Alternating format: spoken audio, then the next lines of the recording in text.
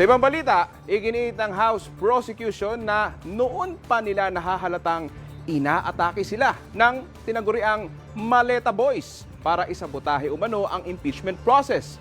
Git pa nila nanggaling na rin mismo kay OVP Disbursing Officer Gina Acosta na mali ang paggasta sa confidential funds. Si Earl Tobias nakatutok.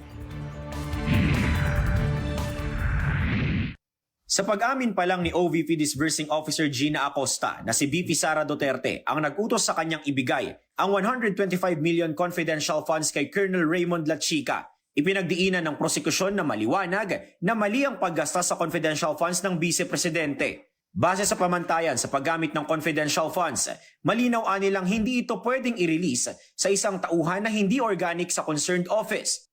Yan pong mismong pag-uutos na yan at pagbibigay kay Mr. Lachica nung pong 125 million in confidential funds, yan po yung naging batayan nung pong Notice of Disallowance for 2023. Ayon pa sa prosekusyon, sa Notice of Disallowance na inisyu ng Commission on Audit kay VP Sara, kasama sina Acosta at Lachica sa pinapagsauli ng mahigit 400 bilyong pisong confidential funds. Para maidiin pa ang Vice Presidente, desidido rin sila na isalang si DepEd Disbursing Officer Edward Fajarda bilang kasunod na hostile witness. Kung uulitin lang niya ho, yung pong pagsasabi na siya, pangalang Pangulong Duterte rin po, yung pong nagbigay ng instructions to give the DepEd confidential funds to a non-DepEd personnel.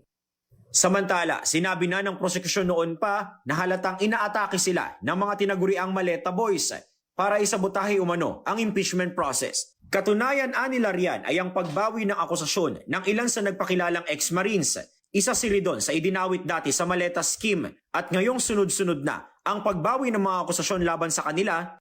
Pagpapakita po talaga ito na malaking bahagi at ng mga binabanggit ho nila ay mga kasinungalingan po talaga. Ayon pa sa prosekusyon, nakatutok lamang sila na mapatunayang matibay ang kanilang kaso laban sa bise. Target din nilang matapos ang presentasyon ng kanilang mga ebidensya bago matapos ang buwan ng Setyembre. Earl Tobias, IBC News.